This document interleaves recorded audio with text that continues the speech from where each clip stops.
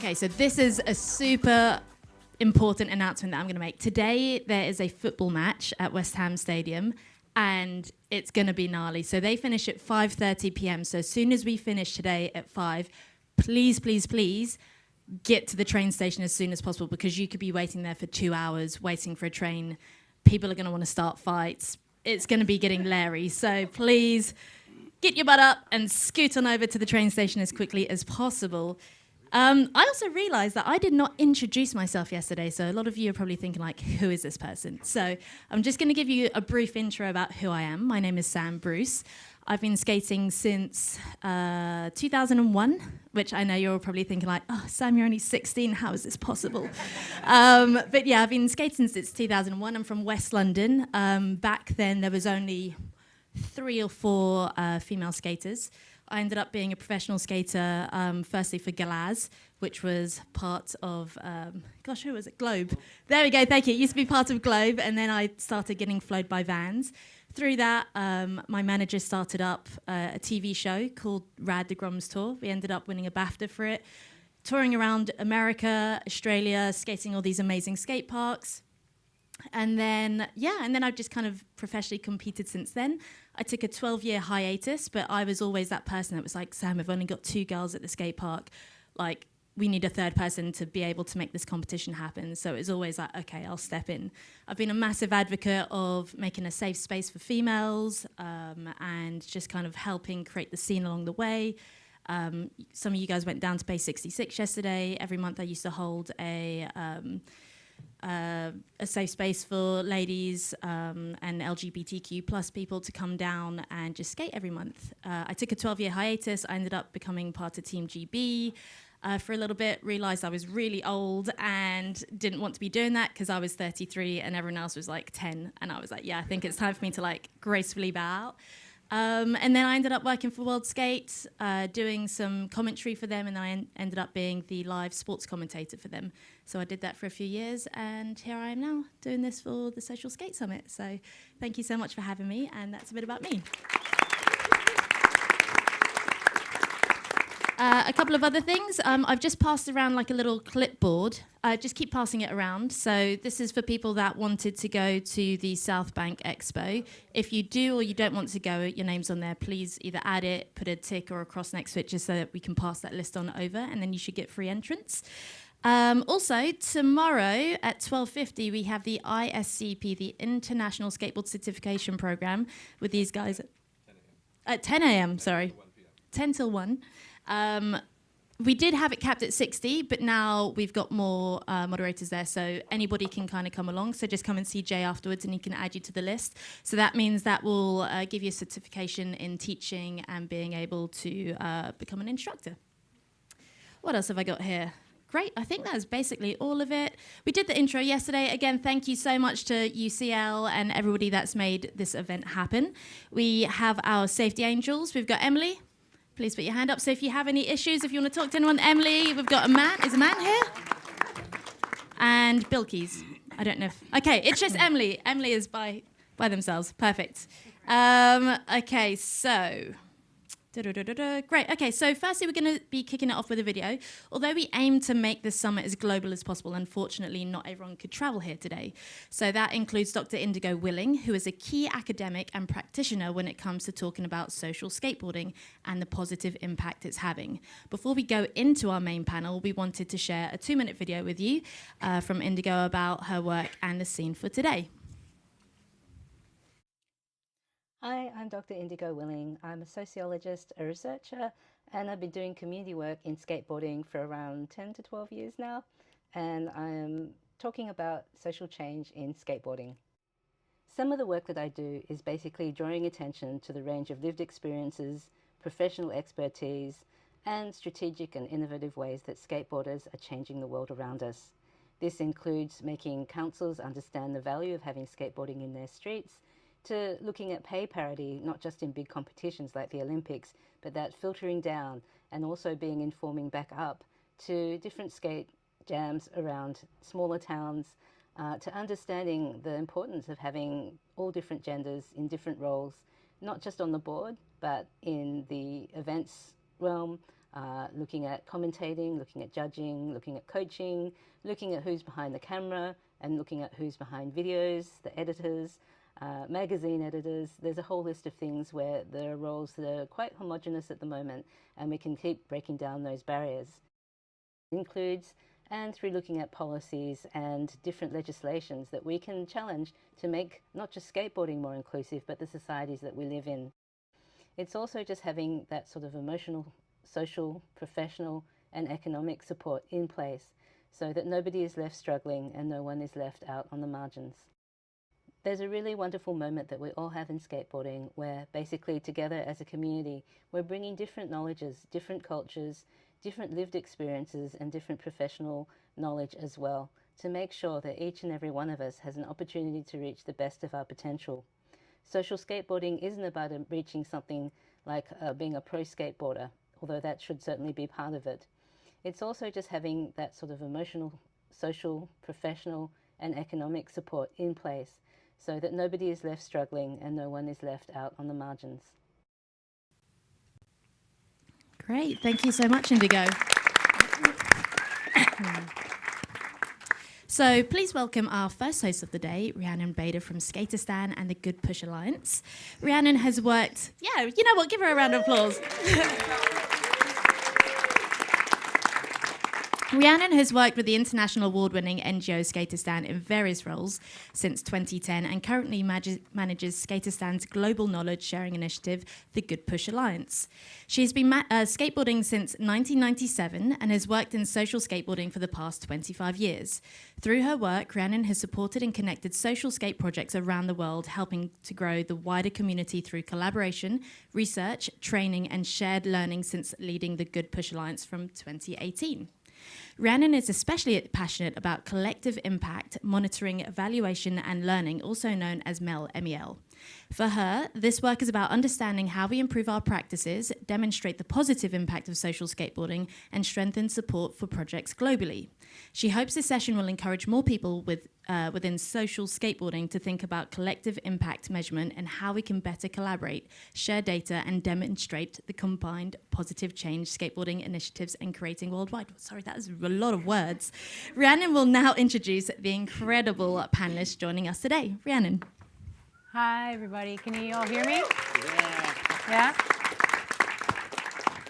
It's great to see you all here. And before I jump into panelists, I just want to kind of comment back on Indigo there, because she is actually leading up a research study that's running right now till the end of the month, I believe. And it's all about how community, grassroots, skateboarding projects can have their say on what they think about the Olympics, how the Olympics can better support the work that we're doing.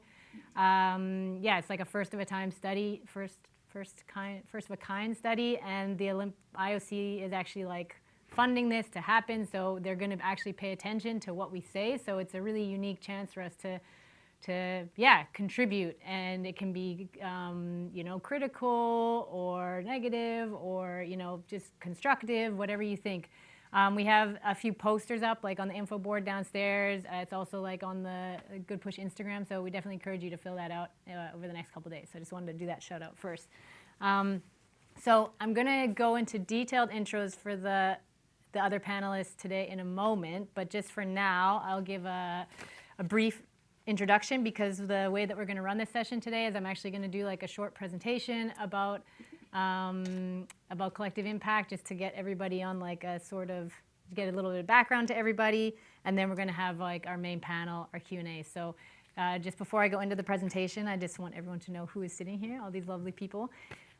So we have firstly Alberto Santos here, who is a sports psychologist working with Coletivo Love CT, which is based in Sao Paulo, Brazil.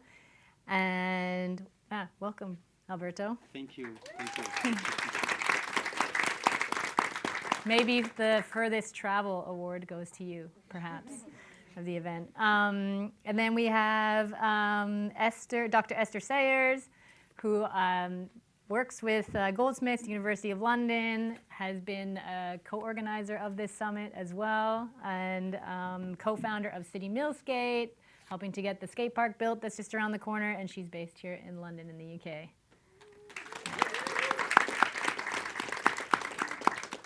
Then we have Nicole Humphreys, who is the founder and president of Black Girls Shred, based in Chicago in the United States. Welcome, Nicole.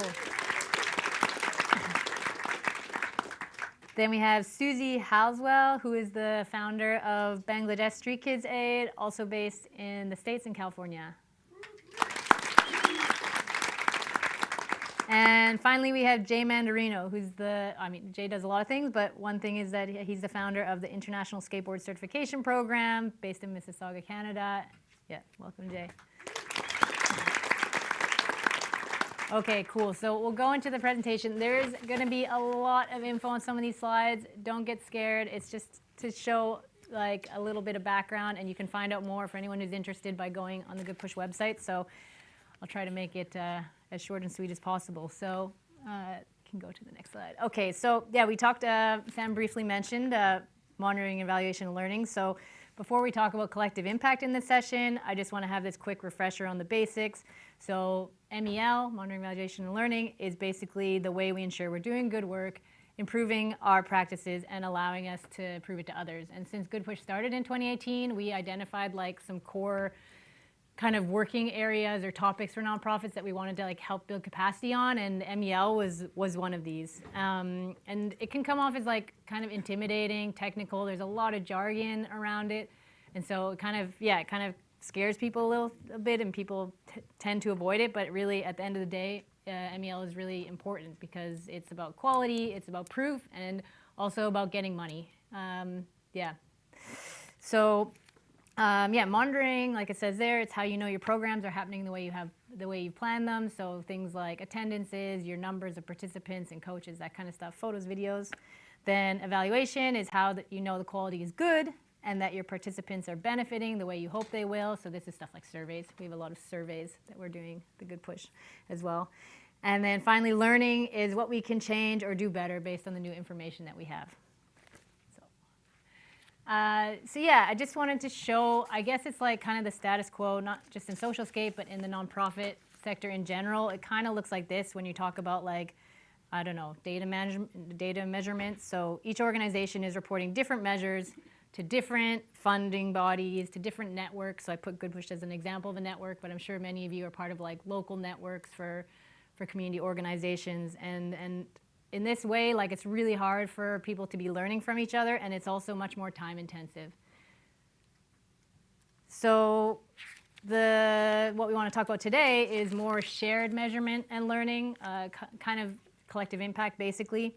And this is where you have like multiple organizations, also funders, also networks, ideally all using like a common set of measures and common data collection to report results. And although everybody, like each of our projects, is pursuing our own goals, we can select like a set of measures that's relevant to them. So the idea is you can have like a menu of like, this is like the possible things we want to work towards, and our project works towards this, and your project works towards this, and we're all kind of, like sharing that information. We all work in very different contexts, but there are actually a lot of more similarities than differences, I'd say. And so instead of it being like separate, this will help the entire social skateboarding community to increase our program quality, and hopefully also bring in more funds and support, which, we all need at the end of the day to keep going. So this is me signaling my slide helper over here, if you're wondering why I've got this stick going. So in order to try to like move towards this like ideal of the shared measurement and learning or collective impact, in 2024, the Good Push Alliance decided to lead this idea of creating a collective impact framework. So we got an expert consultant who's like, I don't know, outside of social skateboarding, but someone very focused on MEL to kind of help us in this process. And we decided collectively that a theory of change, which I'll talk about soon, was like the best framework to use. And we did a call out to social skate projects, like our whole community all around the world, to ask people to take part in a series of online workshops.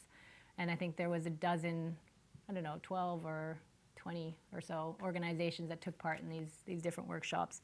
And so why did we do this? Well, we really wanted to we know we all do very good work. We do a lot of different work. We can't capture it all, but we really wanted to identify what are the core themes that are like very common and that we all seem to be, or many of us seem to be working towards. And then, like I said, we wanted to create this framework. And I think the idea, like what we noticed with social skateboarding, especially when people are newer to it, is like, you know, everyone has to create these things, and it's a waste of time for us to always be like creating things from scratch and reinventing the wheel. So we wanted to provide something that people could adapt easily to their own project and save a bunch of time and hassle. So yeah, and then we also wanted to have something that we could use as a starting point, not only to have a framework to like look back on, but also to collect shared data together, which I'm going to talk about more.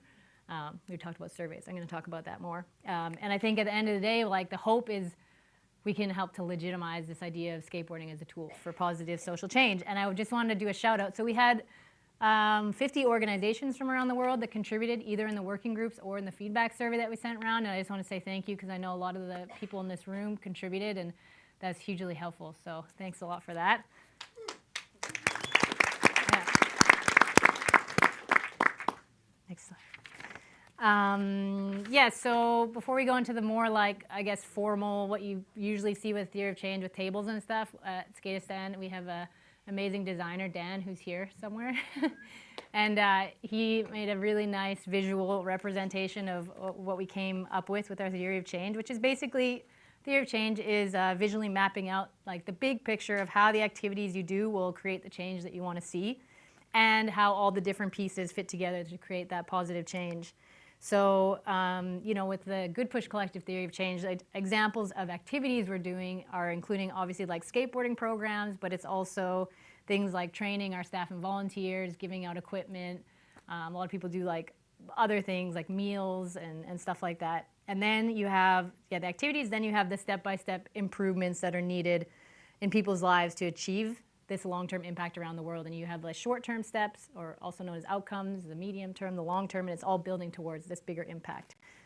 So yeah, so here's our visual overview. You can see like we start at the top left with like a problem, which is kids around the world lacking access to safe and inclusive spaces to play. And then we have an example of like one person, Amina, who is joining the skateboarding programs and then is able to access other things like education, life skills. Those are the activities. You have short-term outcomes, so things like her being able to make new friends, build her self-esteem, and then longer-term outcomes like a general increased sense of well-being, mental, physical, or sense of belonging, sorry, mental and physical well-being, and just aspirations for the future. And then like the long-term impact is that Amina kind of goes and gives back to the community as a skate coach, but then also is like taking her own personal journey to the next level with education, going into further education and contributing to a healthy, inclusive, and thriving community of skateboarders around the world.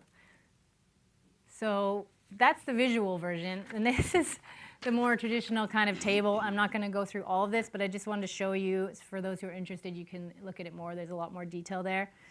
But yeah, we recognize everyone comes from different contexts, but there are a lot of shared goals. And so as a group, we came together and we identified 3 main themes that people felt that the majority of social skate projects, not everyone does this, but these were the most popular kinds of themes that people were working towards. On the left, you see skateboarding for education. This can be very informal, things like life skills a lot of people have been talking about this weekend, or even formal education. Then you have skateboarding for inclusion. This is the biggest topic by far, I'd say, for almost everyone identifies with. Skateboarding for health, that's overall well-being, physical and mental. And then something that came out too is that people were talking about this idea of like as a sector, or as a, yeah, the social skateboarding community doing a capacity strengthening. Like I think we're really good at collaboration and knowledge sharing and like building each other up. Yeah, not just what we're doing at the Good Push Alliance, but like, I mean, the Good Push Alliance is contributed by a lot of other projects sharing with others. So that's reflected there. Yeah. So, yeah, like I said, not everyone is addressing each of these themes, but I think the general aim that you can see, everyone is taking these steps. So we have like the outcome pathway, short-term, medium-term, long-term. We're all working towards, we hope, a big, big goal, collective impact of an inclusive, healthy, and thriving community of skateboarders making a better world. And how we get there looks different, but this is the end goal. So just to give an example from like what one of these kind of themes or pathways look like, I won't go through all of them, but I just wanted to share one. This is the Skateboarding for Inclusion pathway. And we'll be, yeah, you can see like within that you have more detail. You have like specific activities that were identified that a lot of people are doing. Then you have within that pathway the short-term, medium-term, long-term outcomes that are happening related to inclusion, and then the kind of the overall impact that you hope to have. So with inclusion, it's a sense of belonging, social connectedness across communities, where all forms of discrimination are removed and there's equitable access to opportunities. So it's a lot of words. But, and then, you know, there's things that you then take into account, like assumptions, and there's a lot of things. And we do, one thing we really want to do, we haven't managed to, is like build a toolkit about this theory of change for how projects can like adapt it or use it within their own organizations. If anyone is interested in this and wants to volunteer to help do that, hit me up. That's something I've been wanting to do, but we haven't managed to. Yeah. So now we're going to go towards, away from talking about like the theory to like how we can, yeah, do collective impact in practice, basically. So we're really excited at the Social Skate Summit this year that we get to launch our survey report for the most recent annual survey of social skateboarding projects worldwide. This is something that we've been doing since 2018. So we started doing it Skatestand originally together with Pushing Borders. We launched the very first one at Pushing Borders 2018. And then, yeah, over the years, we've just kept doing it every year. And before I go into the 2025 details, sorry, I'm realizing that the panelists have to fully crane their necks. Before we go into the 2025 results, I just wanted to talk a little bit about it overall. So within the Good Push Alliance, over the years, we've built up this network. Now we have like 1,020 projects in 120-something countries in our database. And we've been reaching out to these projects with the goal of documenting the big picture aims, impact, and activities of using skateboarding for social change. Every year when we run this survey, it's about 25 questions. It takes half an hour, depending, sometimes a little bit less or a little bit longer, for people to answer. And every year we hear from like 100 plus organizations. And over those 8 years, we've heard from 542 unique organizations from 90 different countries. And I think that's pretty cool. That's pretty global. And so I also wanted to take another chance to say thank you, because I know lots of you are in the room, and like we couldn't have this information without everyone taking the time to contribute. So another, yeah. Okay.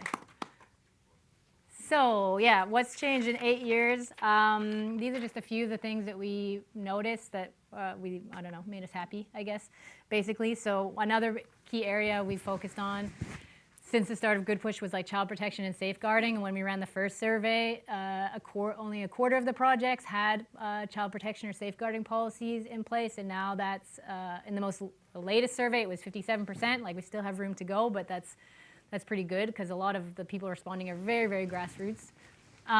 Then registered nonprofits, we've also seen a growth from just under half to almost 70% being registered.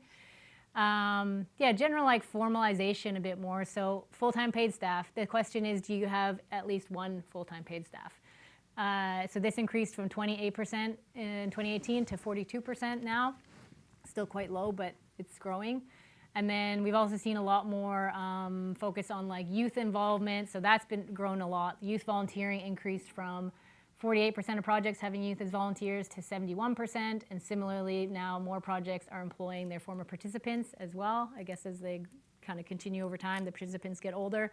And like one thing we've seen that's awesome is like women in staff teams. So the first one we ran at Pushing Borders, only a third of projects had even one member of staff on their team, or like staff, volunteers on their team was a woman, and now that's 78%. So that's changed a lot, which is really cool. So yeah, overall, it's I think like a maturization. It's a word I've written and now I don't know how to say, and professionalization of the social skate sector. So it's definitely becoming more inclusive, sustainable overall. Okay, so now going to the 2025 results. This was the people that answered, or the projects that answered from all around the world. We had people from 64 countries this time. You can see 23 from Brazil. I mean, we're going to talk about that today, but the scene there is enormous. Like, it's one of the biggest in the world, and they've been really, really good at replying to the survey because there's we'll talk about that more, but the national governing body there has done a lot of work with the social skate scene to kind of like organize. Yeah, you can also get an idea on, so are they local or international? 56% of projects that responded only operate in one location or city. About a third work in multiple cities but in the same country, and 12% are working internationally. And we always, or I think since the start, we've asked these questions because I think it really gives an indicator of the capacity and the grassroots nature of social skateboarding. So we ask about people's budgets and then we combine them. So for the 116 projects that we surveyed last year, they had a combined budget of approximately 7.6 million USD, which is a lot. But then when you look at the numbers, a third don't know or don't have a budget, and 71% have a budget of under 20,000 US dollars. So I think that really shows the, is a very, we're doing a lot with a little, I would say. And then, you can also see, I think staffing is also like a big indicator of the capacity. So what percentage of projects have the following? You can see that the majority of projects have part-time volunteers. It's a bit of a mix, but not quite half have full-time paid staff. Half have part-time paid staff, so so it just gives you a bit of an idea there. And then, so who are the project participants? That's ultimately why we're doing the work that we are doing. So from last year when we asked how many people they worked with in the year, we got a combined 66,951 participants around the world.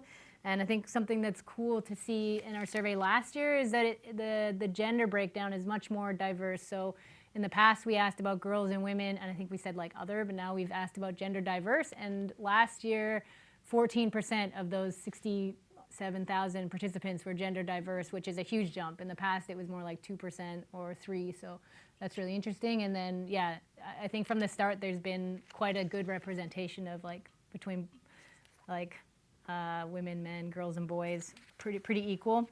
And then you can see the main aims of the projects. There's a lot more information in the survey about aims and what do you want to improve and all this kind of stuff. But social inclusion is pretty much always up there in the top 5. So I'm nearing the end here, but I just want to come back to the idea of measuring collective impact. So now that we have this framework that we prepared together as a community, the last 2 years of the survey, we've been able to actually ask questions that relate back to this theory of change. And so, we asked the projects, which of these 4 themes do you identify with? And you can see that, inclusion, 67 projects, that's the most identified with that. About an equal number, 48 projects each identified with health and education. And then actually a lot identify with this idea of building capacity, not just within their own organizations, but sharing and with other organizations, sharing that knowledge. So that's pretty cool. And I think it's a very special part of social skateboarding that we're we're focused a lot more on collaboration than competition. I think Aga was referencing that yesterday. I think it's really cool. Next slide.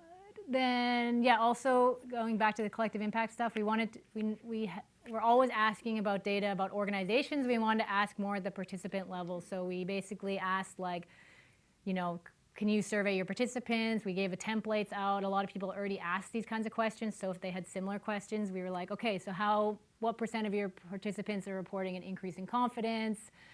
You can see all these numbers are very high, but these are the 6 kind of key areas where, we wanted to get that information. Confidence, skills, health, safe spaces is a really big one. 93% of project participants among all the ones that contributed.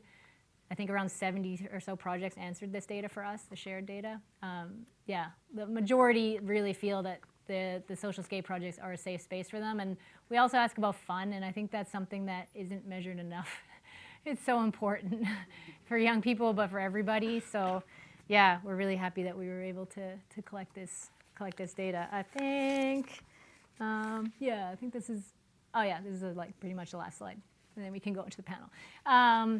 I just wanted to talk quickly about the global connectivity. So we've seen the social skate sector moving from being not isolated, but a lot of projects, they might be the only one working in their country. That's changed a lot. So when we first ran the survey in 2018, only 39% of the projects were connecting frequently with other projects worldwide, and now we see it's 82%. So it's grown a lot, and that's really cool to see. And if you want to know more, there's some posters floating around. You can scan the QR code, or you can just go to the Good Push website. And there's like a very good detailed report with much more information than this. So yeah, now we can go to the panel.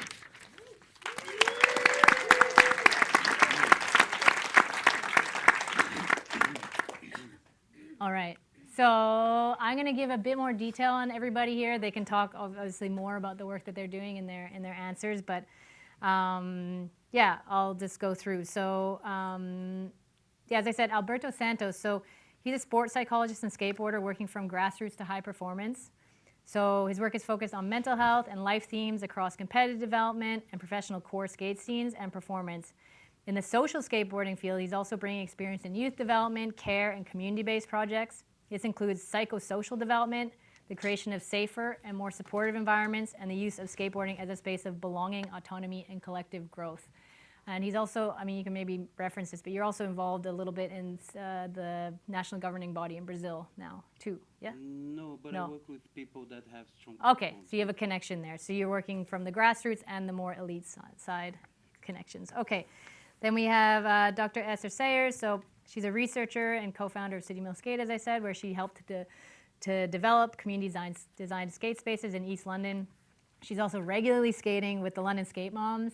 I don't know if you've seen some of the social media of that. Yeah, I think there's something in Huck that just came out about them, and has conducted extensive research on skateboard communities, particularly focused on gender and inclusion. Oh, this is really interesting, and we're going to talk about today. She's also led the Skatable Spaces UK audit, creating a data set of over 2,000 skate spaces, and this just came out recently. Then we have Nicole Humphrey.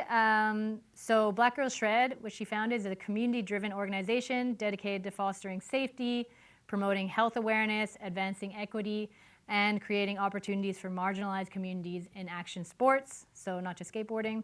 And with over 20 years of advocacy and youth development experience, Nicole has worked across community organizing, brand partnerships, and creative industries to build inclusive spaces and programs across the states.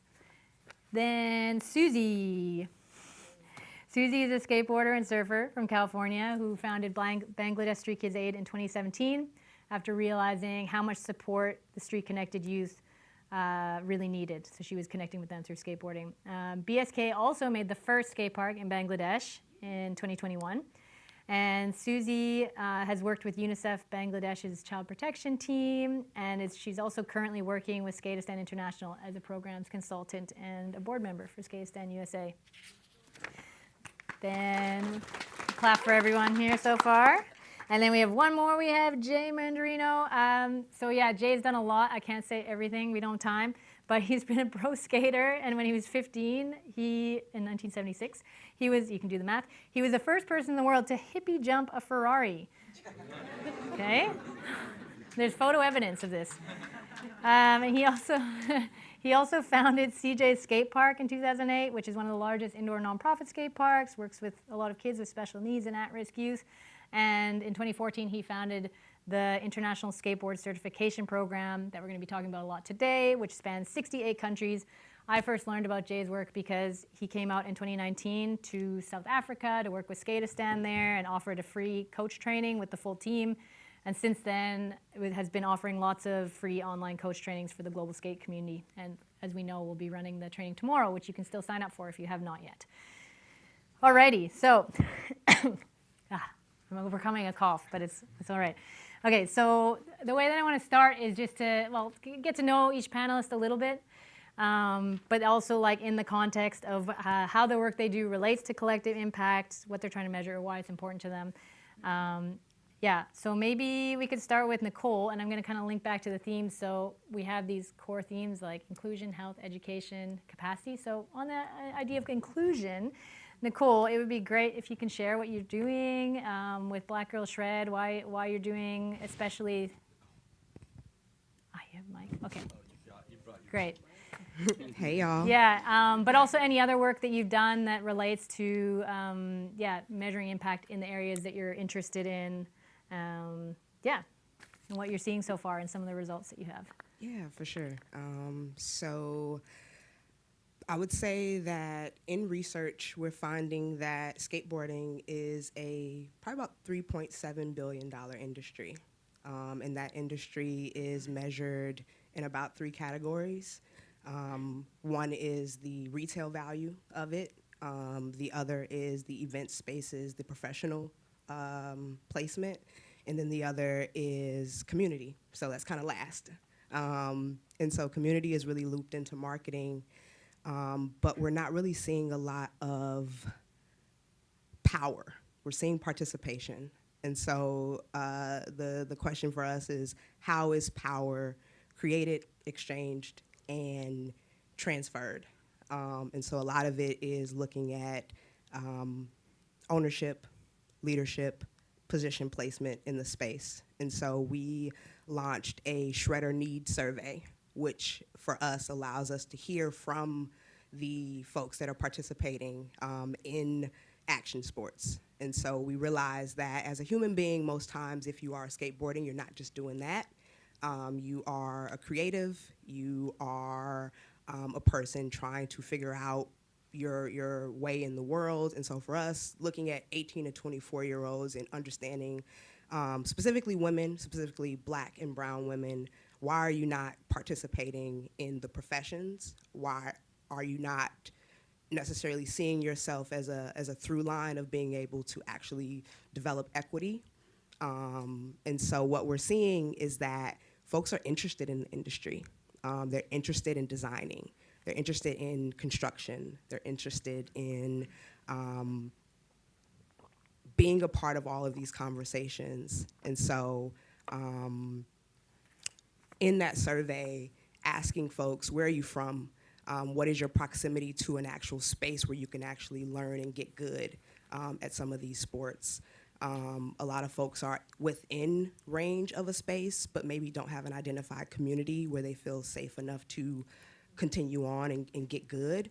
Everyone won't be a pro, but you can be a professional in the industry. And so for us, it's being able to say, hey, we see this is happening, what can we do to impact it? And so in our survey, our goal is to launch a grant by the end of this year, a rolling grant that allows folks to apply. So if you, say, are in a city and you have a competition that you want to participate in, but you can't afford the entry fee, or you can't afford to travel to get there to participate. We have a few competitions in the States. We have like the Bomb Hill longboard competition that happens in New York every year. We have Ultra Skate that happens in Florida. We were able to sponsor 2 skaters to go, and they placed in the top 10. And so thinking about if you just had the opportunity to have access, the information, and the resources to actually get there, how great would you become? And so that's a big part of the work that we're doing. And we're early in it, but in launching this grant program, I think we'll be able to do a lot of the things that we want to do. So thank you for that question.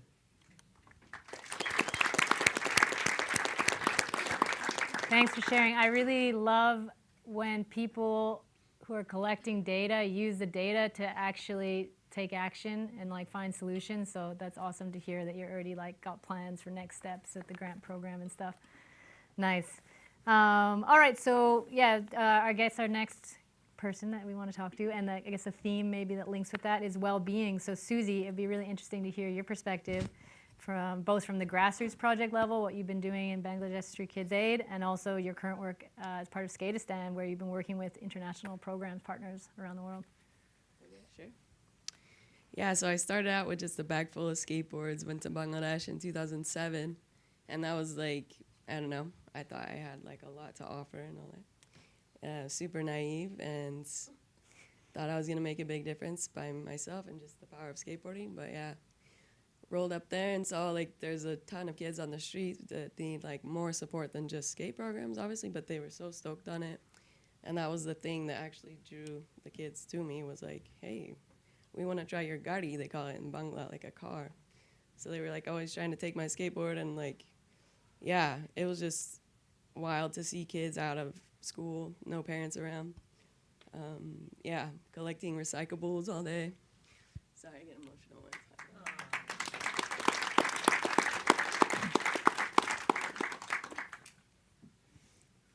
Do you want a sip of water? I knew it. But yeah, so from there, I basically went back to the US and was like, okay, my life is pretty privileged, and I was like, holy smokes, I need to like share what I have with others who do not have anything.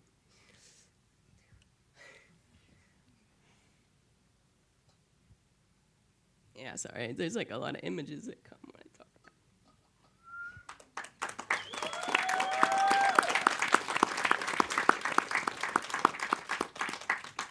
Do you want a minute and we can come back to you, or do you want to keep going? Okay, I'll just go from, okay, I'll just go away from the beginning and go to the, where I'm at now, I guess. So yeah. Imagine a report, Susie. A report. Just the data, okay. So yeah.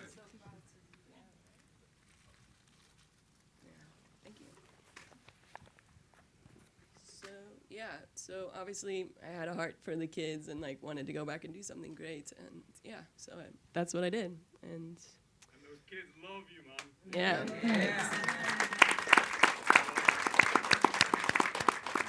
That's my friend from Bangladesh. Yeah. Yeah. Yeah, so in 2017 I started a nonprofit for it just to raise money for a skate park. That was it. And we did that. Ended up building a skate park in 2021. From there, like UNICEF contacted me and was like, "Can you build 10 more skate parks in the country?" I was like, "What? Like really? My dream coming true? Like for this? Yeah." But yeah, another depressing story. In 2025, I was gonna start a new position with UNICEF after completing my contract there. And then we had the international funding cut, and yeah, the whole thing was gone overnight. Yeah. So, but yeah. Bummer. But anyways, the kids that are there now and like the staff that are running the programs are incredible, and Mika knows that. And yeah. I mean, they're literally doing a better job than me. Like, I don't even need to be there anymore, which is amazing. That's like was the point from the beginning. So, yeah, even Aurora and Rachel met our girls, so they know how cool they are. Yeah. Yeah, and then now we have so much local support because there was like this random government official that wanted to build a skate park in the middle of the city after he saw the one in Gajipur that we built, and so now we're like at a central location where people actually come and see our programs. And the girls like shredding this random like kind of bully. He did a really bad job because he didn't consult any of the skaters before he built the skate park. But it's skatable and it's the space that they have to go that's safe. And yeah, we have programs. I only tell them, you know, do sessions 5 days a week, but they end up doing like 7 days a week because the kids love it so much. Eliani knows this. She goes through our reports all the time. Like we went from like 30, or yeah, actually 3 girls at the beginning of 2024 with the Skatistan funded Bangladeshi Girls Shred program. So like 300 girls are in our programs now skating, and they're like all junior coaches and then senior coaches. And yeah, this is the senior coach jersey I'm wearing from Bangladesh, designed by somebody in the UK that lives in the UK, but they're Bangladeshi. And yeah, sick. It's just such a cool network that like everybody just comes together and helps out, supports, and no matter what happens, yeah. Yeah, cool. Thanks. Cool. Thanks, Susie. And yeah, and now, so maybe linking back to the theme a little bit of education with Alberto here. Yeah, when we started the Good Push Alliance back in 2018 and we were trying to map like the social skate scene around the world, it became clear pretty quickly that Brazil actually has like, yeah, like I said, one of the biggest scenes in the world. So there is like a few different actors there, a few different NGOs, and also the national governing body that have been doing different work to like do collaboration among projects. So that would be really interesting to hear about and how you have been a part of that. And then also to hear about your work as a sports psychologist. What is the positive changes that you see as important for social skate projects to be measuring, or maybe yours in particular, and maybe how you think a collective approach can help? No pressure. Okay, no pressure. Yeah. Well, I wrote down my answers here. Try to speak clear and loud. Well, from a sport psychologist perspective, I think that social skate projects should look at changes that happen in everyday life.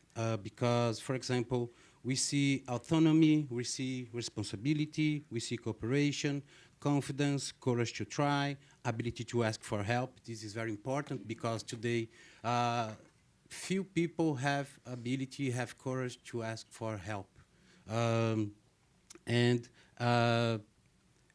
we have to build the environment to make this behavior emerge in a more frequently way, of course.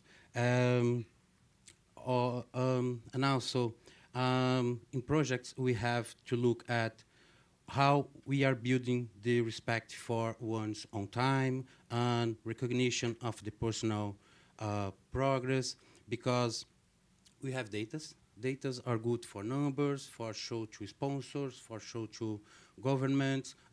We have to look for funding, yeah? And this funding comes by the numbers.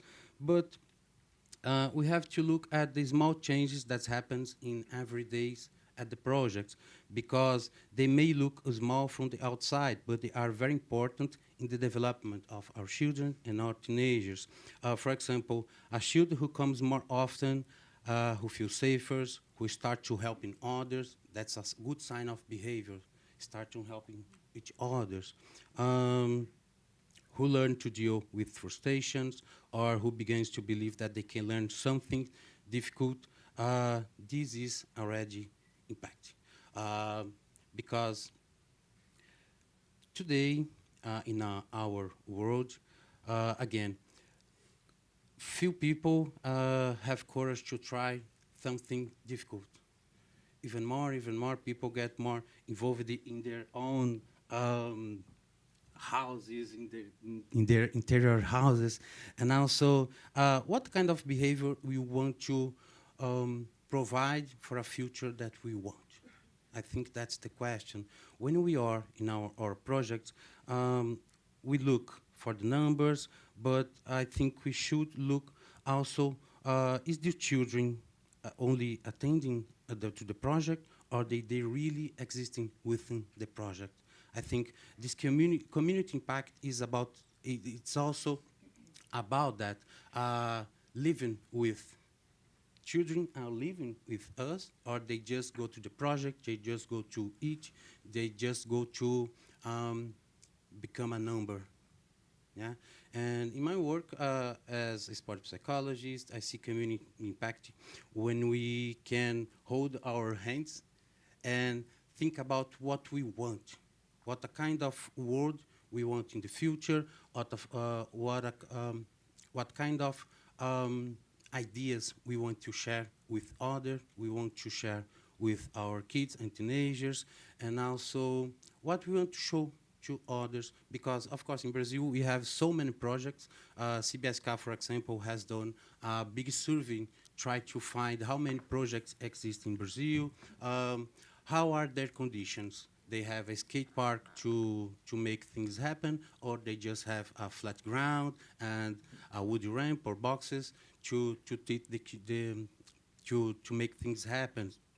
And when we do our own things, when we put our effort on our beliefs, we some kind of give models.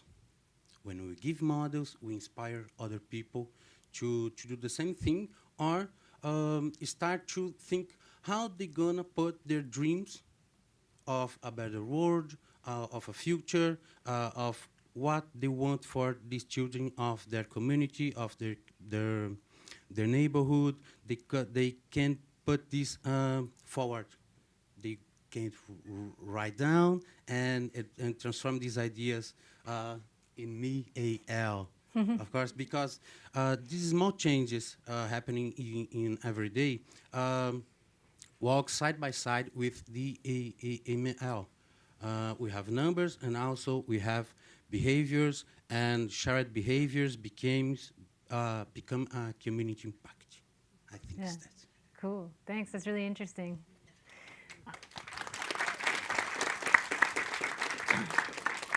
Yeah, I think like with my presentation was a lot about numbers, but I think like you're saying, Alberto, there's so much that happens, or we see the positive change, the work that we're doing, we see it like right in front of us, and it's very intangible sometimes, and it's really hard to track it and convey it. And like I think as social skate projects, we do a really good job of documentation and social media and sharing like stories, but it's still like, I feel like you can just never quite capture it unless you see it with your own eyes. Like it's so hard. Like the numbers are never enough. Yeah. I am also kind of academic. I have a academic award, something like that, master's degree. But each behavior, Marcelo is our manager at Love City. She said always that each kid one different project. Yeah. And behavior is something hard to put down on data, to put down on surveys. And when we talk about this kind of behaviors, it's about what we, as educators, learn to observe in everyday life. Because what we observe is very important. Then we, after that, we transform this into data. But this impact began with us educators learning how to see these behaviors happening, and also how to build the environment to make things happen. How these behaviors will emerge, and then that will be a shared practice. Yeah, cool. Thank you. Yeah, and then moving over to the theme of capacity building, obviously, Jay, with what you've been doing with ISCP, it would be really interesting to hear about what it's like running a certification program that's spanning almost 70 countries, and how, I think also how you're balancing, because you're kind of on two sides. We've been talking a lot about like the kind of Olympic stream and the social stream, like balancing like the technical skills side for like measuring those things, and then like the soft skills. Like what are you trying to track when you're talking about impact with ISCP? So first, I want to thank all my co-panel here. We've spent a lot of time, and they've done an incredible job, so I just want to reach out to you, everything you're doing. Susie, I've known for, God, I think 10 years ago, 11 years ago, and the work she's done there is absolutely incredible, because I'm certifying a lot of those people who were kids and now are not kids, and they just speak so highly of you, so good for you for what you do.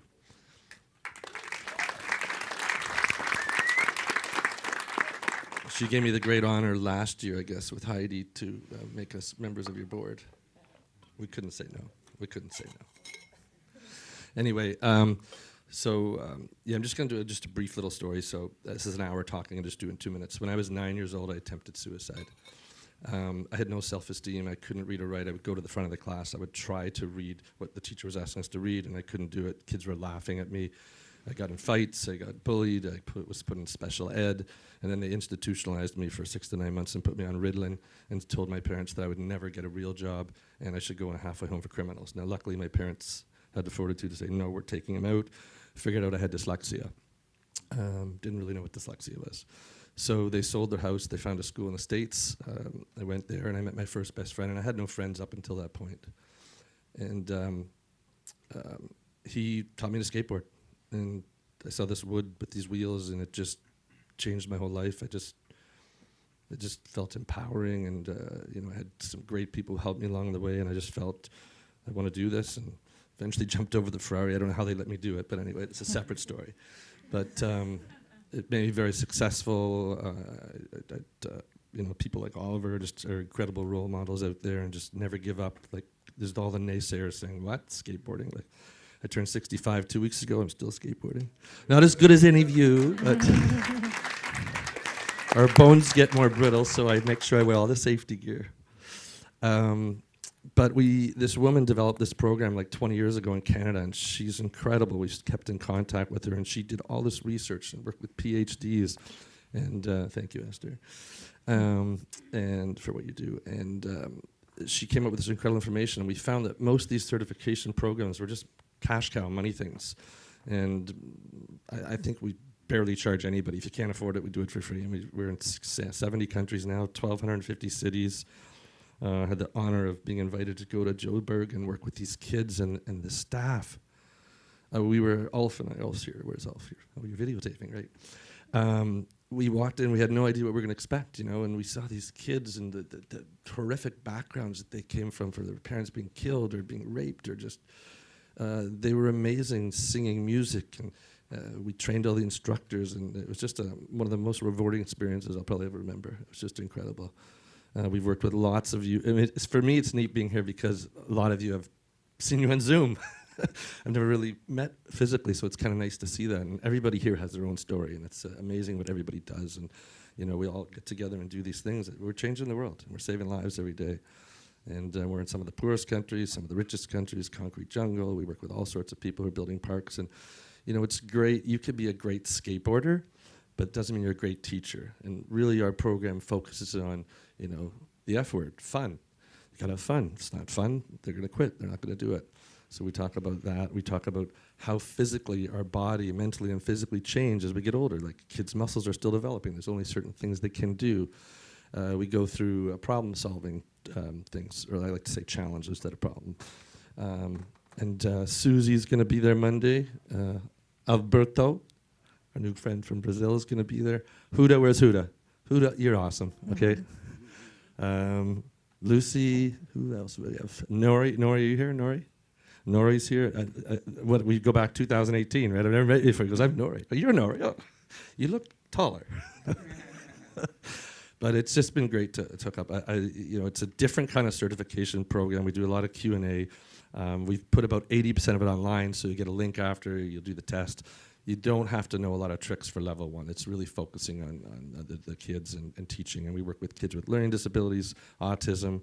We've developed, thanks to Brazil, you have to introduce me to that, but we made one of those contraptions where we can take kids out of a wheelchair, and we have a strap that they go in, and we put a board to the bottom of their feet, and we push this metal thing on wheels and simulate the idea of going over a ramp. And to see these kids in this is just like you're in tears. Like they thought they'd never get out of the wheelchair. So in this tech decks we use to teach blind and vision impaired people how to skateboard.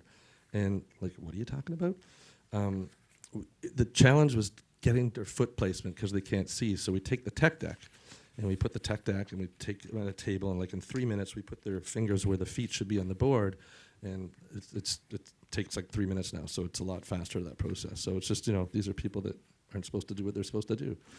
So yeah, I mean, working with the Good Push and all your different groups, it's just, it's changing everything. And I think it's just, because we have no agenda. There's no it's not going to a government agency or anything like that. It's just really about, the kids and the youth. So yeah.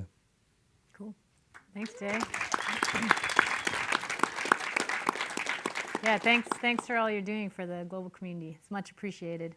So originally the idea for this panel, I thought it would be kind of a much more of an equal mix of academics and practitioners, and I don't know what happened, but we have mostly Esther. You have an academic background, so it's mostly Esther who's holding it down from the academic side. So I thought it'd be really interesting to hear from you, Esther, firstly about some of the research that you have been working on related to social skateboarding, and then also maybe some of the more broader main topics among the whole skate academia side of things. Cool, thanks. Yeah. Well, I'm in incredibly good company here, and everybody's involved in research of their own kind Yeah. in their projects. So, I'll represent many academics out there. I'm an academic at Goldsmiths, and I do lots of things there, including teaching and research, but I also supervise PhD students, some of whom are researching skateboarding, which is a real privilege. That is a really nice part of the job. I myself got my PhD quite late in life. I was, 44 when I got my PhD. I'd taken 6 years to do it. I started it after 15 years of working as a practitioner in the field of arts and gallery education. So I got a PhD in art education, and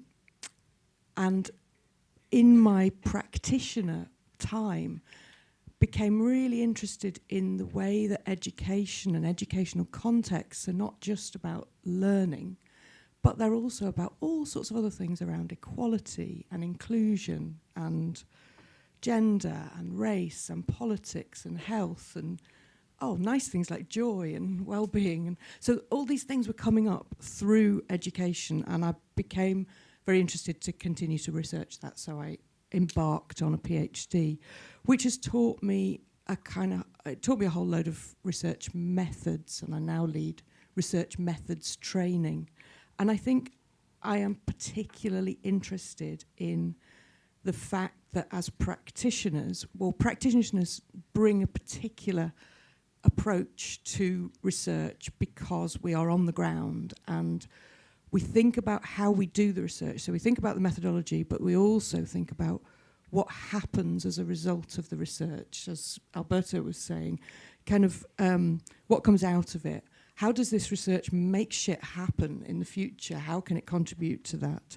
And getting the right methodology leads to the right outcomes. And so I'm just going to talk very briefly about some of the projects that I've been involved in recently, and mainly because I want to point out different methodologies used there, because they are trying to research different things. So the beginning of my research journey into skateboarding and the beginning of my skateboarding journey, I was aged 47, and as somebody who'd been involved in learning my whole career, the fact that I went back and learned this thing that excited me from a position of motivation, joy, but also being a complete beginner, and I was an expert in my kind of field in the academic world, it was really important to put myself in the shoes of a learner at the beginning. So I made that into a research project, an autoethnographic research project that documented and reflected on my own journey of learning to skate. And I've written an academic article to do with that and developed that as part of my practitioner. The article is subtitled An Autoethnographic Journey, an autoethnographic adventure into motherhood and risk. And so that allowed me to reflect, and those all-important things about reflecting on practice allow us to break through into new spheres of practice. So that's kind of right at the core, an autoethnographic approach to research. But then the City Mill project that many of you skated yesterday was actually, when it was conceived by UCL, was a community engagement program, and it needed a research methodology in order to make sure that the community were involved in the consultation around a new skate space that we were thinking of. We didn't know it would be there. We didn't know what it would look like. We went out and set ourselves a research question to ask the community, what is a skate dot? And by having that research question, it pinned all of the kind of inquiry into this sort of progressive journey into finding that out. So we asked people to make models. We worked with people in what I would call, in academic terminology, an engaged practice research methodology, where the doing of the project was also a way to produce knowledge and understanding, which allowed us to kind of use co-design to subvert the normal ways that consultation happens, which often can be a kind of lip service process. Oh yeah, we asked the community. But by using co-design, we were able to actually listen to what they said because they made it with clay and card rather than just telling us in words. So that methodology was important. From that, I went on, or during that, I did some work for Skateboard GB to research the coaching opportunities that were happening in the UK. Skateboard GB were developing a new coach program, and they needed to understand what was out there, and it was very fragmented, and there was lots of coaches across the country. So I did a combination of questionnaires and case studies to drill deeper into how coaches were operating. So yeah, another kind of methodology that was fit for that purpose.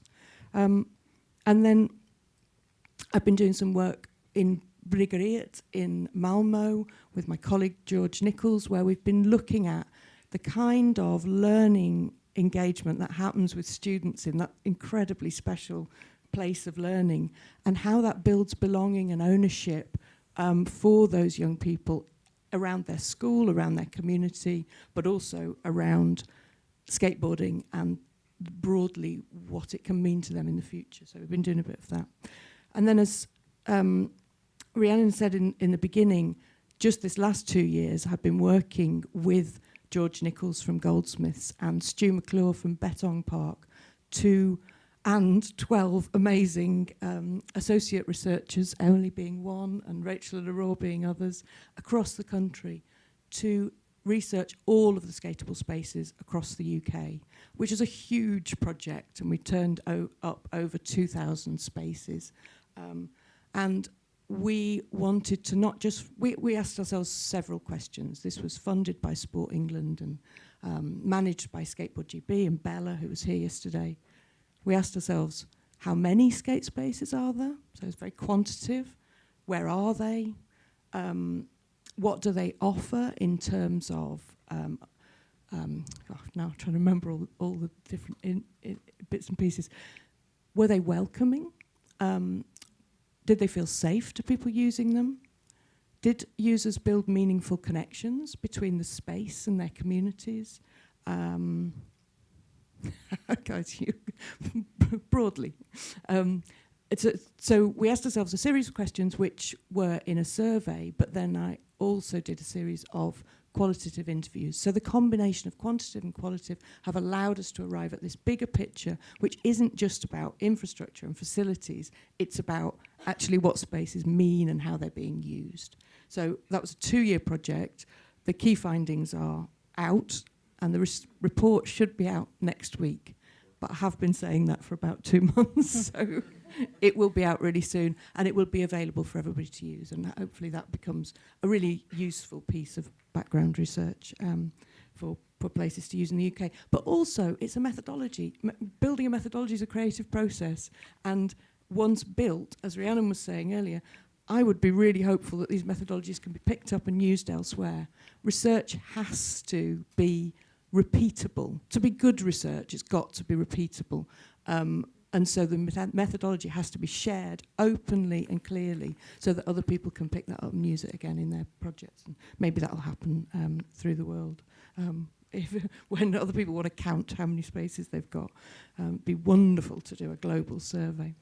And just finally, at the moment, I'm working in Somerset, in the west of England. I've been asked to do a piece of research around the equalities impacts of a new skate park that they're planning on people in the local community, and not just skateboarders, other people who use the park, because it's really important to speculate about how designs do affect people, particularly people who have protected characteristics and perhaps need to be thought about from a variety of perspectives. So in that, I'm using a template mapping sheet that was developed in Nottingham by the Nottingham Trent study into girls in skateboarding, and their template, their methodology is clearly written up in an academic paper. That means I can use it and put it into a new context. So exactly that thing of being able to reuse things.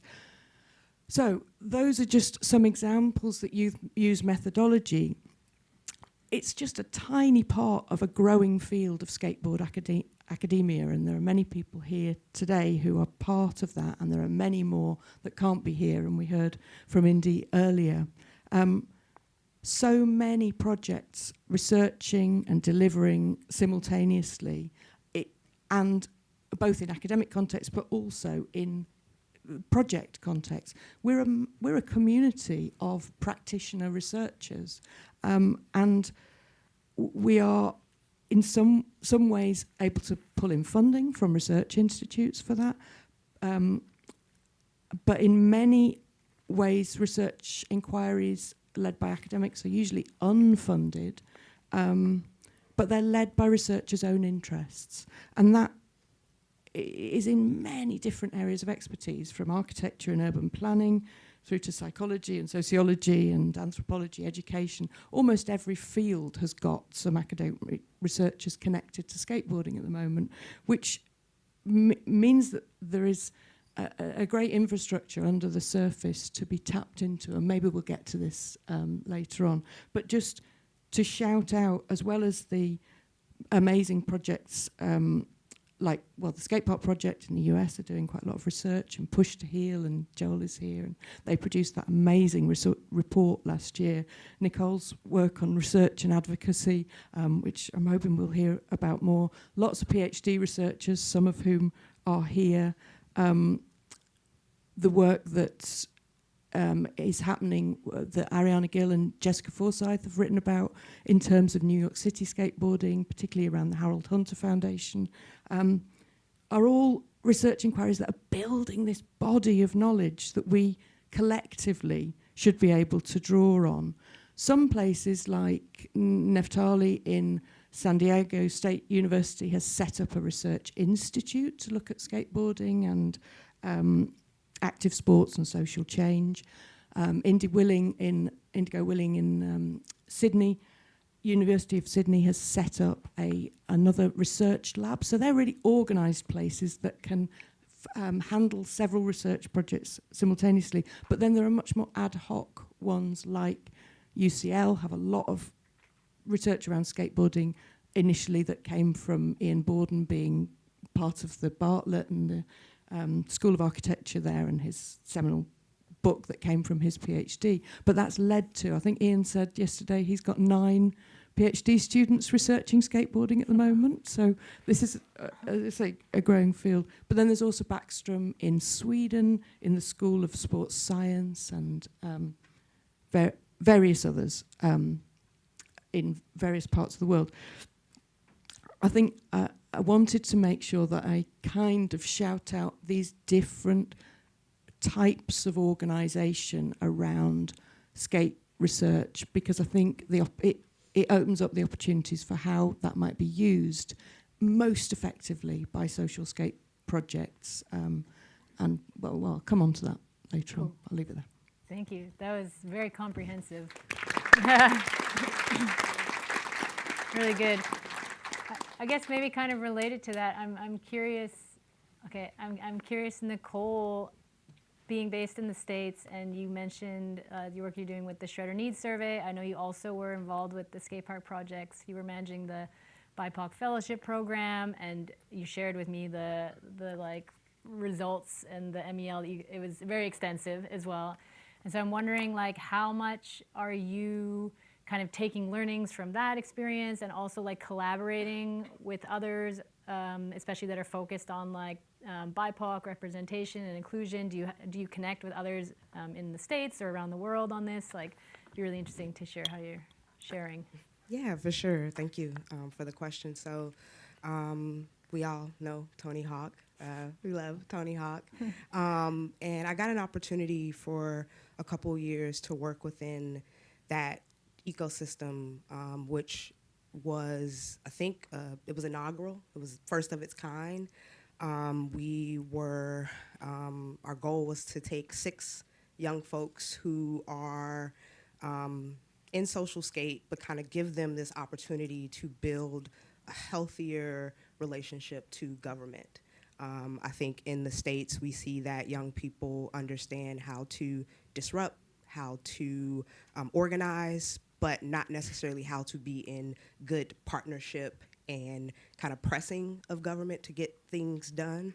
And so we casted out the net and were, I would say, overwhelmed by the amount of applications that we got in, and being able to review those applications and say, we gotta accept more people. So we ended up with 12 young people all across the US who were given a year to do 2 things. One was to take 6 months and go through a curriculum that was designed to take the Skate Park Project's best practice guide and say, hey, here is how you actually advocate for a skate park. But we identified that takes a lot to build skate parks. It takes a lot of time. And so there are some projects that are a decade where you have been rallying, meeting, and trying to get the permission, but then you're trying to actually get it funded. And so we begin to develop skatable spaces. What does it look like to not think about a 10,000 square foot or 20,000 square foot space, but just a spot? Permission to put a DIY. Like, what could you actually do in this 1 year of time? And then we'll fund it. We'll give you an opportunity to have it funded. And I think we didn't necessarily think about all the challenges that would come within that. But one of the things that was really, like I would say, rich is you had these 12 people that are now like, wow, I see myself in you. And I may be in Atlanta, where there's maybe 2 parks. And I may be in New York, where there's a bunch of parks. But we kind of are still seeing a lot of the same challenges because we don't know where to start, because we haven't really thought about showing up at the council meetings or thinking about what the park district process is and how to really connect in. But what we were able to do is we did a pre-assessment, mid-assessment, and a post-assessment. And so the pre-assessment was really looking at what do you know already? How comfortable do you feel? What, if you could imagine a space, what would it look like? And then midway through, it was how confident do you now feel now that you've had an opportunity to go through this 6 months of learning and you understand that, like, hey, I can actually email my, alderman, or I can show up at a council meeting and connect with a park district person, and then that now changes, the conversation. I think we are in a different place where it's not so much the skateboarder is the, outcast or is the kind of outlier of society or the troublemaker. It's, the skateboarder is the cool person. It is the person who is multifaceted, the creative, the expressive, and so that's cool. And so following that, though, it was, we give you $10,000. We know that's not going to build a skate park, but you have an opportunity to now encourage your city to think about a skater needs assessment so that they can say, hey, in the city of New York or in the state of Georgia, how many people are actually participating? And we've seen just in the city of Atlanta where they did a needs assessment and identified that based off how many people are actually participating in skateboarding, we don't have enough parks. We don't have enough places for them to actually be. And so they've committed to a 10-year 6 skate park development.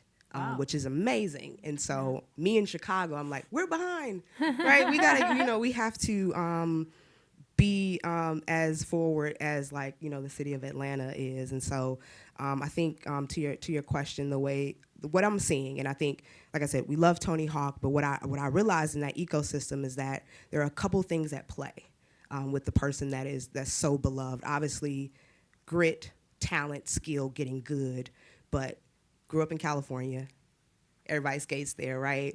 Having the opportunity to be gifted a skateboard from your older brother, and then having the access to live up the street from the space where you were able to go every day and get great and get good. And then through that, having, a father who said, hey, I'm not gonna just be with you, I'm gonna help establish something so that you can actually compete and build a career.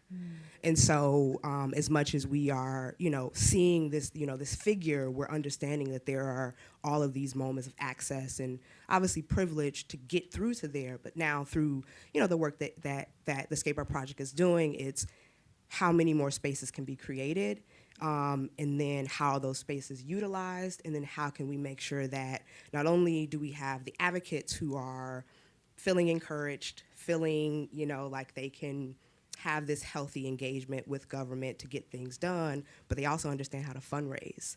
They also understand budgeting and mapping it out, because you may not get through a full phase of a skate park construction. You may have to phase it out, maybe 4 phases, right? And so what can we do right now with what we have? And then after that, how do we ensure that the community feels invited into those spaces and that we're a part of the programming of it? And then to what we're super interested in with Black Girls Shred is how then now is that a career for you?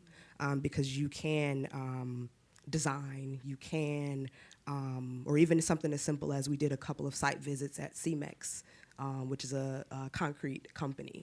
And so just understanding the difference between cement and concrete, and then being like, oh, I can get a concrete certification in 4 weeks, and I can then now start to work in that industry. So yeah, super fascinating. But yeah, that's. I love that. Thanks for so many examples. Like really, I love the concrete examples. Yeah. We're almost coming up. Yeah, we're coming up to the question time. I would maybe just quickly take it back. So think of your questions, get them ready. I'm just going to take it back to Susie, because I want to ask Susie about something that maybe is not quite so emotional about the theory of change. Because Susie was in the working group right from the start, and I believe that you actually have used this framework somehow in your work, and just how have you used it? Is it useful? Like, we want to get this perspective. Yeah, definitely. So, as you mentioned before, like everybody's projects are kind of doing similar work, but we're working in different contexts. But so like in BSK's case, like in that process of building the theory of change, there was like, I think Joel in the room here was part of the process, and maybe a few others. I'm sorry if you were and I didn't mention your name, but yeah. It was an incredible process, and we were kind of working with the Miro board, just online, and putting like kind of the activities and things that we're doing, the expected outcomes of what we're doing, and everything was just so similar. And it was super easy to come up with this theory of change because, yeah, it was already like, I think we only met like 3 times online, and we came up with the global theory of change for skateboarding project. So that was really, really, yeah, it was an honor to be a part of that process.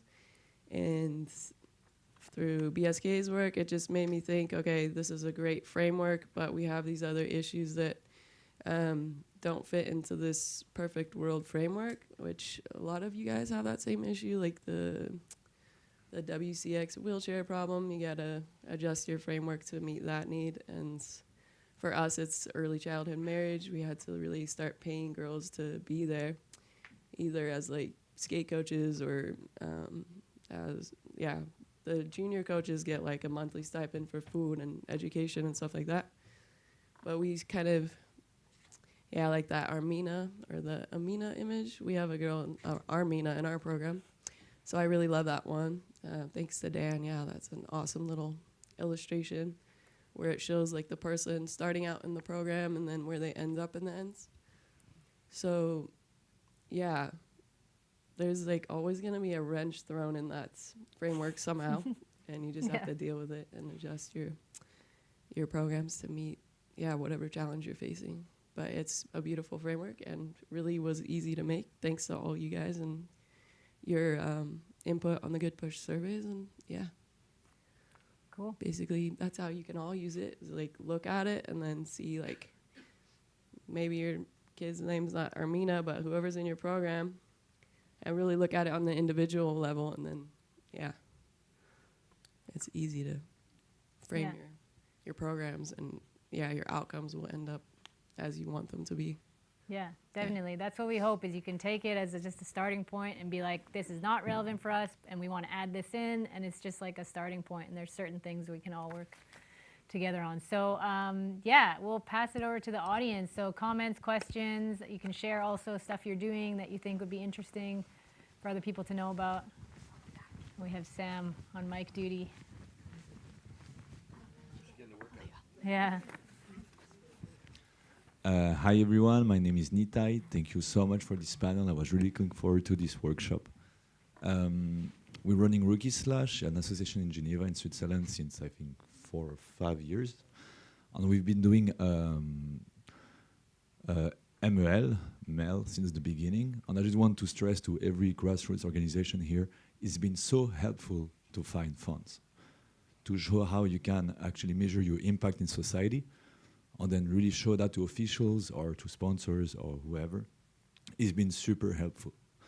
And I believe Good Push did a really amazing work to help us with the tools, with the step-by-step, with the training, so I really recommend to do so. My questions. We were working with migrants and refugees, and we know that political structures shift, so sometimes people are less interested in helping this population. And our survey is really based on beneficiaries, but we now interested to also shift it to people who give classes, the coaches, the young people who want to spend time to volunteer, to organize events, to see how our structure also help locals who actually are born in Geneva, grew up there, and to then show to officials that we don't only help communities that just arrive, refugees or migrants, but also people just here and they want to participate, to feel like they belong, even if they're born there and they don't have any kind of jobs, etc.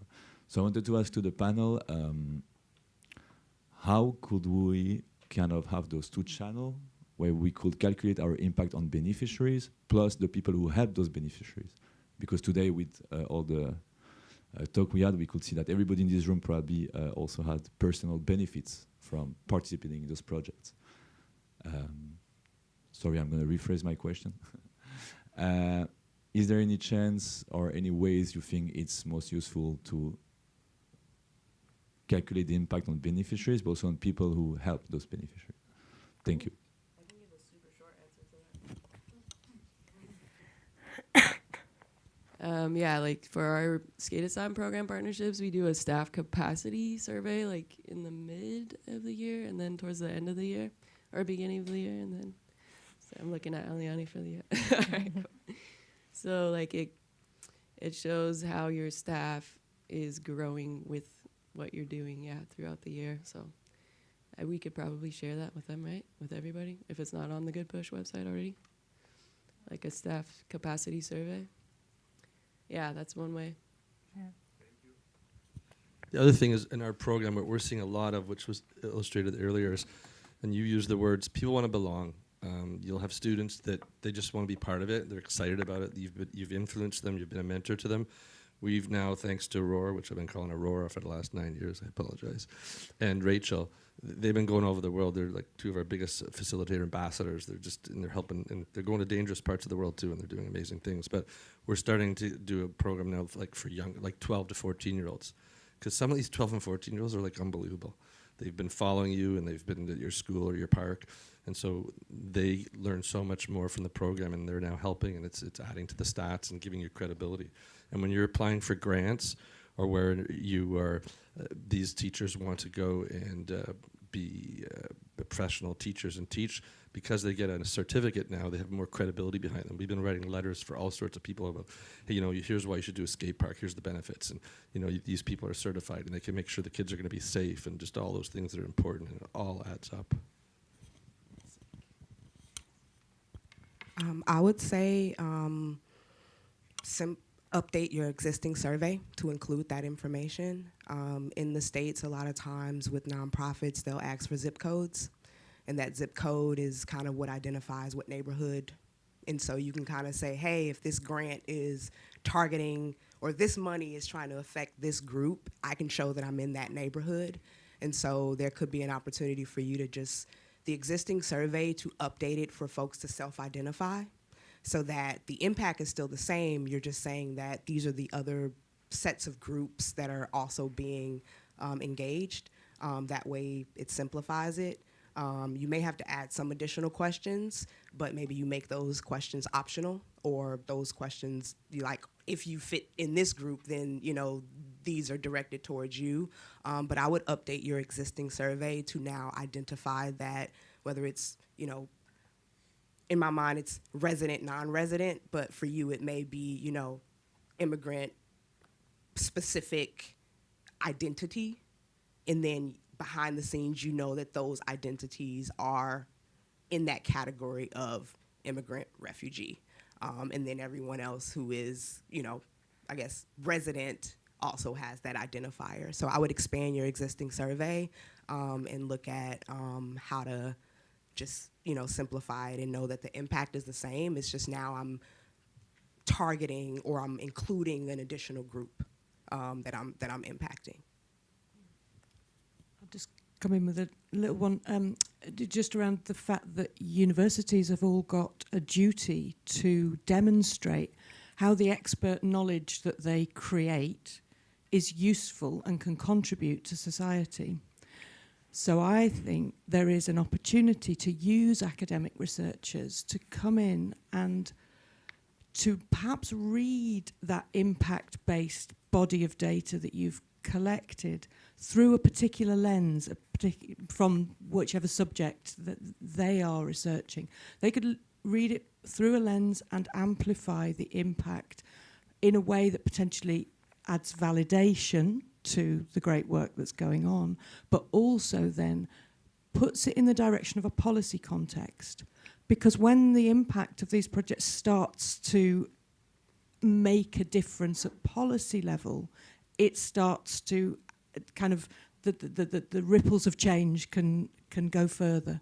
And I think it shouldn't be underestimated how valuable what you're doing is to academic researchers. I know quite a lot of people who would really love to be invited in to with this material that you've collected already. So don't be afraid to make friends, I would say. Like a case study, they would be like part of the project. Yeah, but you've already done the work, so they're not, and often, then the case study doesn't have to happen. So yeah. I think we're seeing more academias getting involved in skateboarding now because it's cool, right? Yeah. Like it's data. They can do the research on you. You can be a project for them. Yeah, I think it's great. I see a couple questions on that I have side one over there. down Oh, you here. have one there? I'll come to you after. Okay. Hi, my name is Cameron Olson. I really like this panel because there's very differing perspectives and experiences on learning and teaching.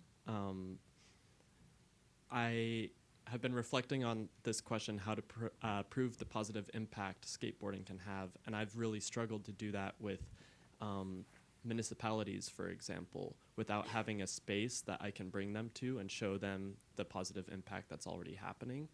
The one space that we do have is definitely not beginner friendly, and so the people who I'm most concerned about creating an impact for are not there to begin with. So my question is, what makes a beginner friendly skate space to you? And is there a formula or an ingredients list? I think we may be getting closer to having a better understanding of one, but I'm curious what you all think.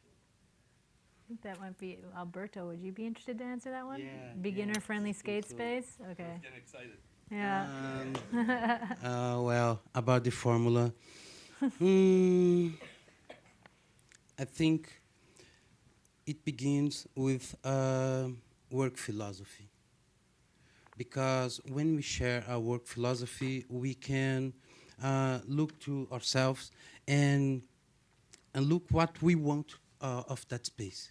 And work philosophy help us to describe what the kind of thing we want there. And for me, work philosophy and at Love City works very well because when we started to name things that we want, it's difficult to name things because when we don't have this ability to name things, everything is like smoke. We can grab. But when we put names on it, we can touch, we can see their color, we can put it in a history line, we can see and verify how each is connected to a system. And work philosophy, I think, is the one of variable things of this pathway, because it's about a shared value, I think, shared beliefs, and this is the core. You and your peers, what are you expecting from that? What we want to share, what we want to create, what we want to again, I like to talk about the future, because when you think what we want in the future, we can start make things happen now. And the formula, at least the beginning, is think about that. The shared philosophy that we impact, the shared framework, we impact a framework, we impact how many people do you want to reach, and what is the quality of this reach that you want. Try to put these ideas, try to name it, and maybe you will have this, I think, initial pathway to the formula. Thanks. Anyone else? Yeah, I would say for, I know you were asking about what makes it beginner friendly, but when you were talking about it being hard to show examples, what I'm learning with municipalities is that they're really competitive with the people that are not, who's next door. And so I think if you can put together a set of examples that show it doesn't have to be where you are, but being able to present that and go, oh, look at what they're doing over there.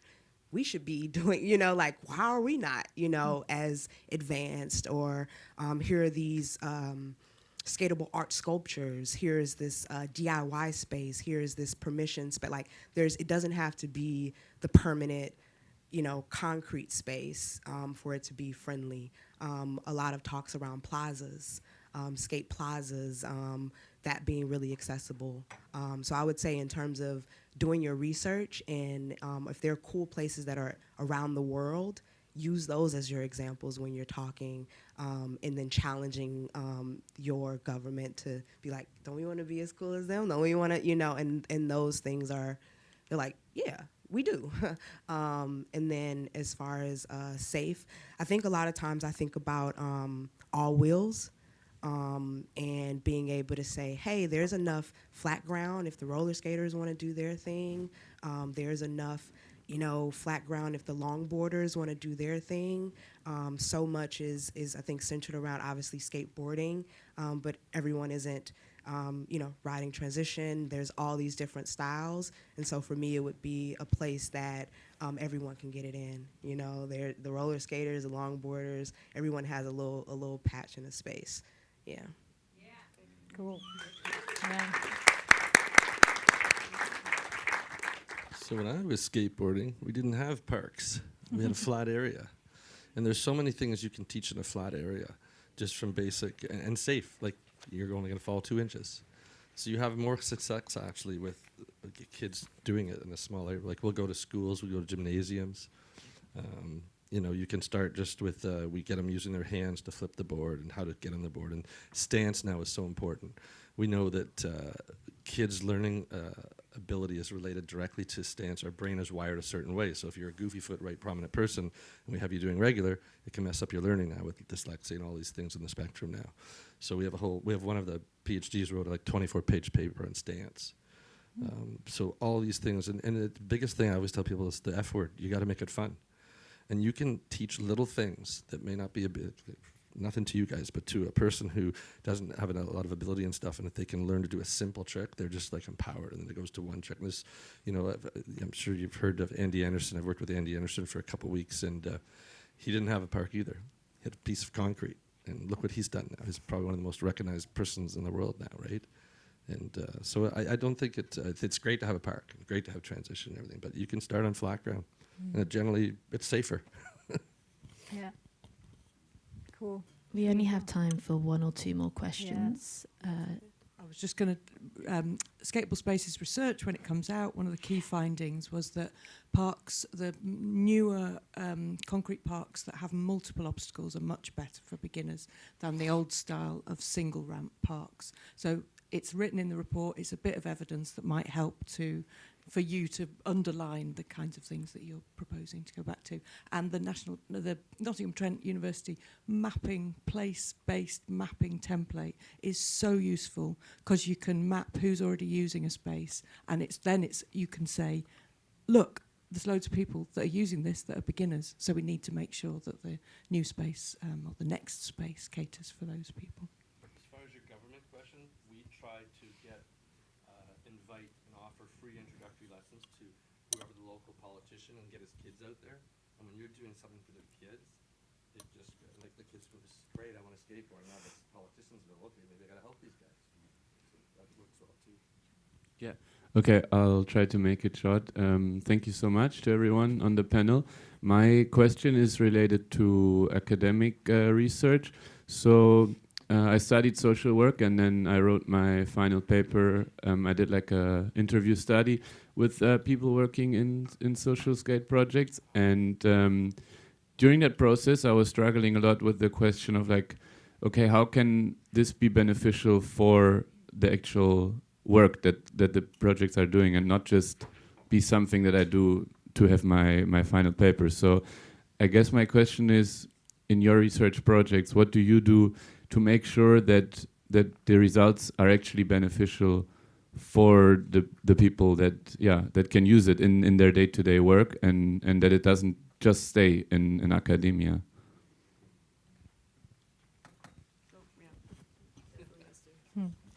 I think being close to projects and being a practitioner really helps there, because you are always looking beyond the end and right from the start you're looking at what are the outcomes going to be in terms of findings. But I think the main thing is around praxis, considering workshop as a form of praxis. It is not just to know, but, well, as you've already identified, it's to then kind of allow it to become activism, that those findings have got practical implications. I kind of find the question hard to answer, because as a practitioner, I struggle to do it the other way around. And I sometimes, I sit here feeling like I'm not really a proper researcher, because I always bring this practice part in. But none of us needs to work in isolation.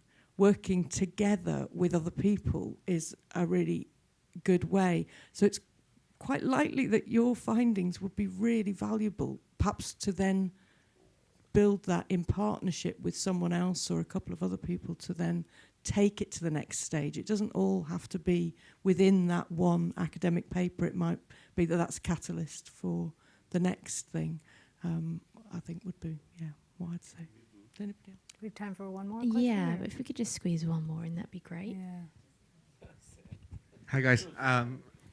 Thank you. I appreciate you making time. My name's Ken. I serve as the executive director for CJ Skate Park Foundation, but I also lead a smaller foundation that's 2 hours down the highway in a place called London, Ontario. We sometimes call it the unfun London. But in London, we actually have an inverse problem in some respects, where the municipality has bought in on the concept of skate parks, but then they are shutting out the community from the consultation process.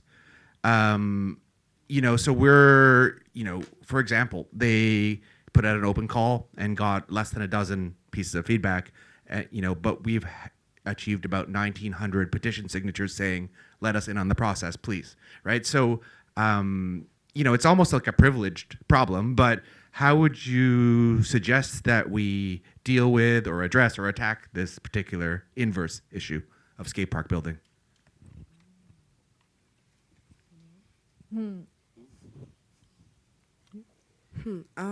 I would say there's a couple things come to mind. So I think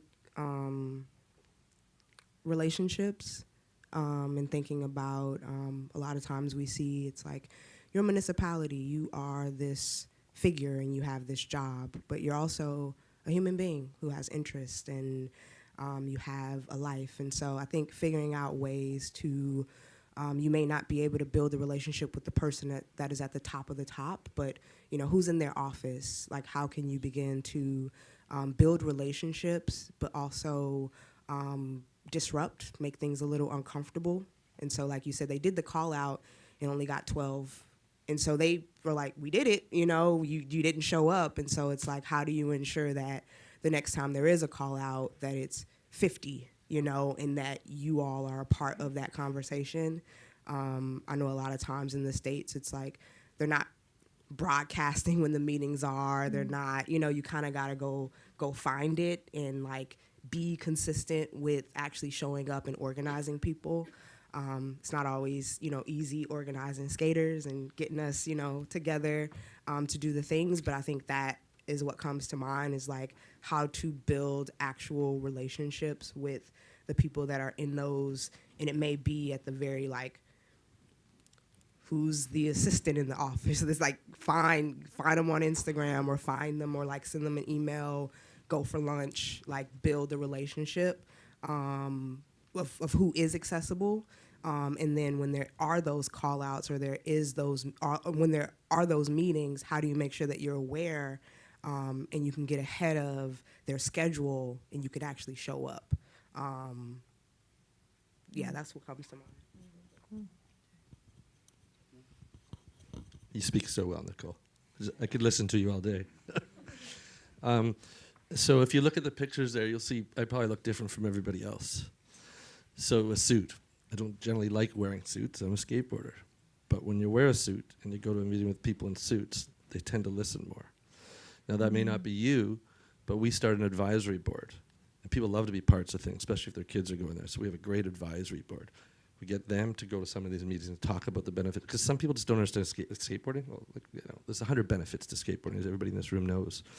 But if you can get other people to be advocating for you to go to those things, we know right now, since the pandemic, the highest suicide rate we've seen, highest divorce rate, highest anxiety rates. Kids are on their home playing video games. They're not out there doing physical activity. You know, the brain develops physical activity from 4 years to 18 years old. It's so important. In skateboarding, there's so much cardio, core strength. There's so many benefits there. And when you start talking about it that way and use the stuff like Esther and all these academies have and show it to them, they go, maybe we should look at skateboarding. And the cost of entry is relatively inexpensive. It's a board. It's hard to break. Well, you guys can break boards all the time, but for beginners, it's hard to break a board, so it lasts forever. So get more people involved and talk about it, and and get their kids. Giving introductory free lessons and clinics and stuff really helps, especially if you can do it with special needs. And there's budgets for special needs stuff. We specifically went after special needs skateboarding at the beginning because really you don't want to have help these kids with cancer, or you don't want to help these kids over here. And we do a program called Kids Being Kids, and it's a program free for kids and their families affected by cancer. And what happened with this program was we got at youth risk to come and volunteer. So you have these 18, 17, 16-year-old kids that are having a rough time, and we have them doing introductory lessons with kids who are getting chemo every week and may not be here in a month or two. And the magic of what happened there was they realized, you know what, life maybe it's not that bad for me. This kid might not be here. And we see all these people turning around and now being great volunteers and changing their life. So I think if you talk about all those aspects and things like that, it just opens the doors to a whole bunch of things. Esther? Okay, thanks. I just think that a research question is sometimes quite useful. We started City Mill with the one I said, what is a skate dot? But I think these days people are getting a little bit of consultation fatigue. People get asked, what they say doesn't get carried out, so people go, well, what's the point? Why should I answer questions again? But if you can find a question that is genuine, in terms of we really don't know the answer to this, we really do need your help to find out, it's a kind of, it sort of, it all works against that fatigue that comes through consultation being an empty exercise, and that might be a way of engaging more people, because a research question is a conversation starter. Just as Nicole was saying about building relationships, it's about starting a conversation, isn't it? But it has to be a conversation that somebody wants to be in. They have to be wanting to respond to that, and that might help to get more people involved and engaged in that process. Cool. So we're out of time. I saw that there was more questions, so I encourage you, the people in the room, to come up to the panelists after the session today and just talk to them and ask your questions. Yeah. That's great. Thank you. That was honestly like a wealth of information. I did actually have someone come over to me. It's a really good point. Is there somewhere online where there's like an open resources place where they can access all of your PhD information or any of the information and topics that you've touched on today? Or is that something that we could perhaps organize? They are all linked on Instagram already. If you look at the profile on Instagram, you can find there is like the bio and all their links on it. Okay.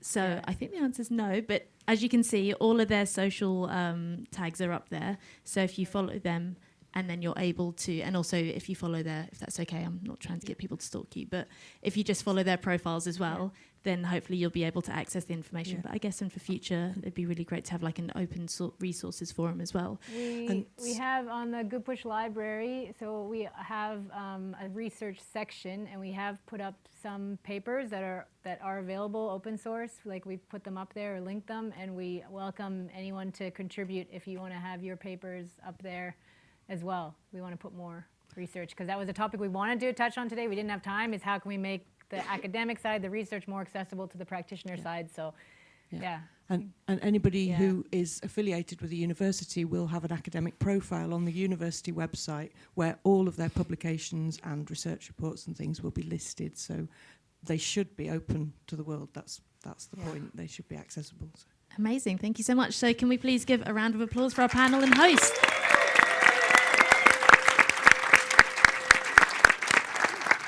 So before we move on to break, we are actually going to have a raffle. So if I could get some hands, I don't know.